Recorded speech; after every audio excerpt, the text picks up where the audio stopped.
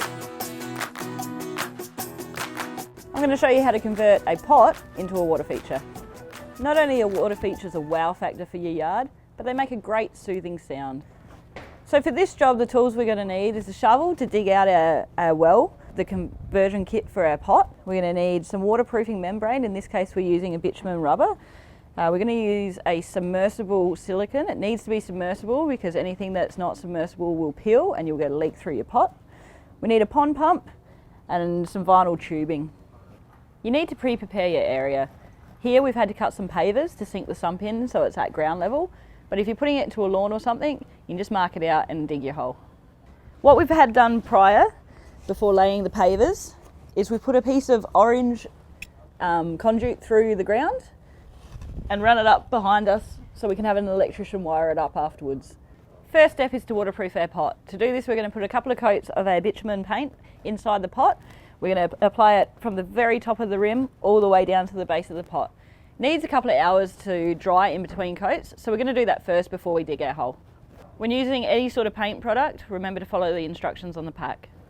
So the next step is to dig our hole so we can drop our sump level with the floor.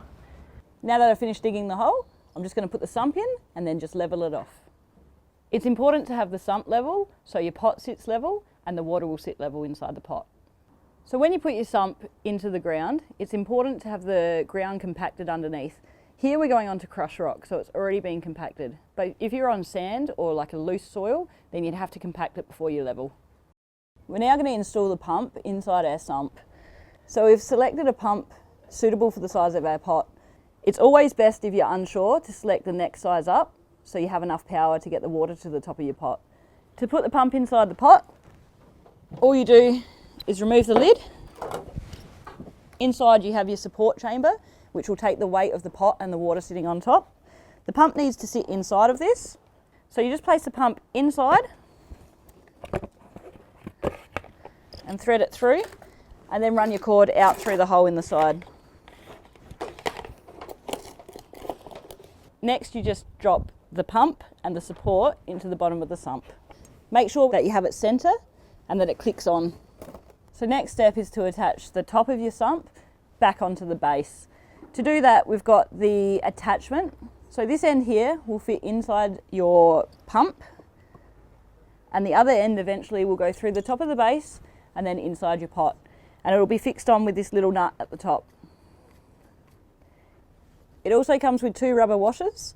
One will go underneath the sump and then one will go inside your pot.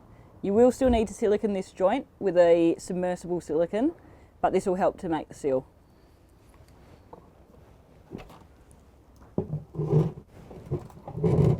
There's only a couple of things left to do, but first we need to put our electrical cord through our conduit and up to the other side, ready for our qualified electrician to install a power point. Because this is a new build, we're going to run it through the conduit and get a power point installed close by. But if you're in an existing house, you can just use the long lead and plug it into an existing power point. So now that the sump's in place, I'm going to insert the flange into the vinyl tubing below. So now that the flange is in place, I'm going to put a bead of silicone around the outside to complete the sealing process. I'm going to get my mate Tony now to come in and help me lift the pot, and we're going to place it on top of the flange. Now that the pot's in place, what we're going to do now is put the riser tube inside, which will complete our actual pump feature. We've just got a thread at the bottom of our riser, which will go on top of the flange inside the pot. So our riser sits about 3 inches below the rim of the pot. This way it stays underneath the water. This allows it just to bubble on the top of the surface instead of spraying water up into the air. What this will do is keep the water running nicely back into the sump, so you're not losing water, you're not going to dry out your pump, and you're not going to burn it out. So you notice that we've dropped our pot down just below the line of the pavers. This is so when we put the pebbles in, it's going to finish nice and flush with the top. I'm just going to drill some holes now so we can allow the water back into the sump. Then we're going to fill it up and turn it on. Depending on the size of the pot, you may not need to drill the extra holes. Because our base of our pot covers the original holes, we had to do it. But if your pot doesn't cover them, then you don't need to worry. If you do have to drill any holes, make sure that you get rid of the excess bits of plastics that you drill out, because they will clog your pump, and then you'll have to take your feature apart and unclog your pump. So we filled up the pot and the sump now. When you fill up the pot, it's going to sit right at the top of your riser, When you turn it on, it's actually going to raise itself to the top of your pot. So just make sure that the water level in your sump is still higher than your pump is. So let's turn it on and have a look.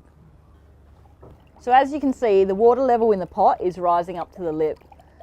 What it'll do when it gets to the top is just gently flow over, run down the side of the pot and back into your sump. So that's working quite well. All that's left to do is put the pavers back in, and then we'll decorate it with some stones down the bottom to hide the sump. And doesn't it look great? And that's how you turn a pot into a water feature.